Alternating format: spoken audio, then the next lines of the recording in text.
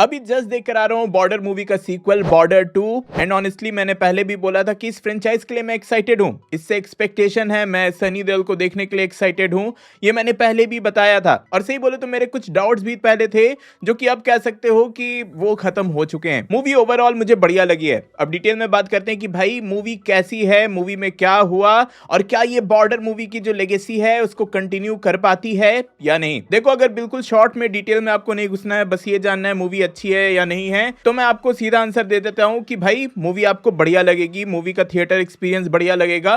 Movie से आप disappoint होकर थिएटर से बाहर नहीं होने वाले। मतलब एक तरह से पूरा सेटिस्फैक्शन तो मिलेगा ही। और अगर डिटेल में घुसे तो ओवरऑल जो मूवी है वो काफी अच्छे से बॉर्डर फ्रेंचाइज का जो सोल होता है वो यहाँ कैप्चर करती है। मतलब फर्स्ट बॉर्डर का सोल यहाँ क्लियरली कैप्चर होता है। उस मूवी का जो पूरा टेम्पलेट था कि भाई 3-4 ऑफिसर्स पे फोकस किया जाता था, एक नेवी में है तो एक भाई आर्मी में है तो एक एयरफोर्स में है, और उन सब की जो पर्सनल लाइफ दिखाई जाती थी वही एग्जैक्ट टेम्पलेट यहाँ भी फॉलो होता है। एंड सरप्राइजिंगली वो टेम्पलेट काफी बढ़िया काम करता है इवन एट दिस टाइम। मतलब इवन 2026 में भी वो टेम्पलेट काम कर रहा है। देखो, बॉर्डर 2 सुनने के बाद या इसका ट्रेलर देखने के बाद फर्स्ट इंप्रेशन सबका यही होता है कि भाई पूरे मूवी में बस वॉर होगा, सिर्फ मार धाड़ होते रहेगा। लेकिन यहाँ आपको एक प्रॉपर ड्रामा मिलता है। वॉर कह सकते हो कि पूरी मूवी का बैकड्रॉप है। मेन जो फोकस है वो हर कैरेक्टर्स की बैक स्टोरी पर है। मेन जो फोकस है हर कैरेक्टर्स की इमोशन पर है। आप उन कैरेक्टर से कनेक्ट कर जाते हो। एक तरह से कह सकते हो कि इस मूवी को पूरी तरह से कैरी किया है इसके इमोशंस ने। ये मूवी आपको कई मोमेंट्स पर इमोशनल कर देती है, रुला देती है। एंड सही बोलूं तो जिन्होंने मूवी नहीं देखी होगी वही आकर अब कमेंट में चिल्ला चिल्ली करेंगे, लेकिन जिन्होंने मूवी देखी है वो समझ रहे होंगे कि मैं क्या कहने की कोशिश कर रहा हूं। अगर कैरेक्टर वाइज बात करें तो हमें सनी देओल के कैरेक्टर में उस कैरेक्टर की स्टोरी में और ऐड किया जाता है। उस कैरेक्टर की बैक स्टोरी और ज्यादा स्ट्रांग हो जाती है और वहां इमोशंस ऐड कर दिए जाते हैं। सेम वे में दिलजीत दोसांझ का जो कैरेक्टर है उस कैरेक्टर की भी बैक स्टोरी, उसकी फैमिली से कनेक्शन, ये सब दिखाकर आपको उस कैरेक्टर से कनेक्ट कर दिया जाता है जिससे कि आप उस कैरेक्टर की इमोशंस फील कर पाते हो। एंड सबसे स्ट्रांगली कोई कनेक्ट होता है तो भाई वरुण धवन का कैरेक्टर है। एक तरह से कह सकते हो कि वो मूवी के सेकंड लीड है सनी देओल के बाद, और उनके कैरेक्टर की भी बैक स्टोरी स्ट्रांग रहती है, इमोशनल रहती है, आपको रुला देती है। हाँ, पर्सनली मैं ये पॉइंट आउट कर सकता हूं कि अरहान शेट्टी का जो कैरेक्टर है उसकी बैक स्टोरी थोड़ी वीक है।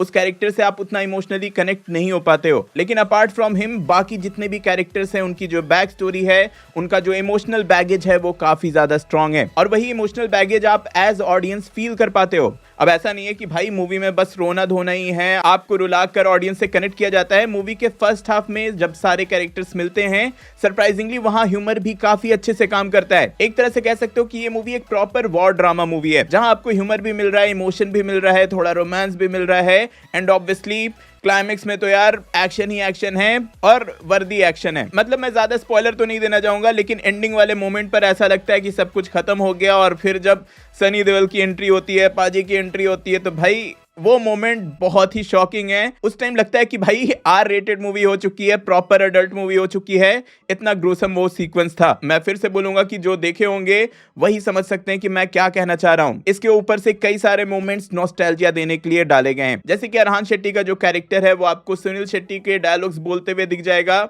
जो आपको पुराने टाइम में ले जाएगा। सेम वे में ऐसे कई सारे मोमेंट्स को रिक्रिएट किया गया है। लेकिन हाँ, ऑब्वियसली किसी भी मूवी के जैसा यहाँ हर चीज परफेक्ट नहीं है, यहाँ कुछ कमियां भी हैं। जैसे सबसे पहली कमी जो मैं पॉइंट आउट करना चाहूंगा वो है मूवी का वीएफएक्स। और ऐसा नहीं है कि हर जगह वीएफएक्स खराब है। लैंड वाले सीक्वेंस में तो यार ऐसा लगता है कि प्रैक्टिकल इफेक्ट्स का भी यूज किया गया है, वहां वीएफएक्स काफी तगड़े लगते हैं। वीएफएक्स वीक लगता है आपको नेवी वाले सीक्वेंस में, मतलब जो पूरा पानी का पूरा सी का सीक्वेंस रहता है वहां आपको वीएफएक्स थोड़े वीक लगेंगे। लेकिन ऐसा भी आपको फील नहीं होगा कि उससे आपका मूवी का एक्सपीरियंस खराब हो जाए। फिर पर्सनली मुझे फील हुआ कि मूवी का रन टाइम थोड़ा ज्यादा है, लेकिन यार आजकल लंबी मूवी बढ़िया काम कर रही है। लोग लंबे टाइम तक थिएटर में रुकना चाह रहे हैं, एंजॉय करना चाह रहे हैं। तो हाँ, ये आपके पर्सनल प्रेफरेंस पर डिपेंड करता है। बाकी ओवरऑल जो मूवी है उसका ओवरऑल एक्सपीरियंस काफी बढ़िया है। स्पेशली इमोशनल पार्ट्स काफी ज्यादा स्ट्रांग हैं, और क्लाइमैक्स का जो एक्शन सीक्वेंस है, जो सनी देओल का एक टैंक वाला सीक्वेंस है, वो काफी ज्यादा तगड़ा है। तो हाँ, आपको एंडिंग में एक प्रॉपर वॉर वाली बढ़िया एंडिंग मिलने वाली है, और साथ ही मूवी में कई सारे इमोशनल सीन्स बहुत ही अच्छे से काम करने वाले हैं। एंड सही बोलो तो ये मेरे लिए भी सरप्राइजिंग था, मैंने इतना एक्सपेक्ट नहीं किया था। बाकी आप सबने अगर मूवी देख ली है तो कमेंट में जरूर बताना कि आपका कैसा एक्सपीरियंस रहा। और हाँ, एक चीज मैं और पॉइंट आउट करना चाहूंगा कि मूवी में ऐसे कोई सीन्स नहीं है जो कि आप फैमिली के साथ नहीं देख सकते हो। तो हाँ, बिंदास फैमिली के साथ, स्पेशली आपके पेरेंट्स लोग ये मूवी एंजॉय करने वाले हैं। तो हाँ, मैं मिलता हूँ आपको फिर से किसी और रिव्यू के साथ। टिल देन, बी देसी, बी नर्ड।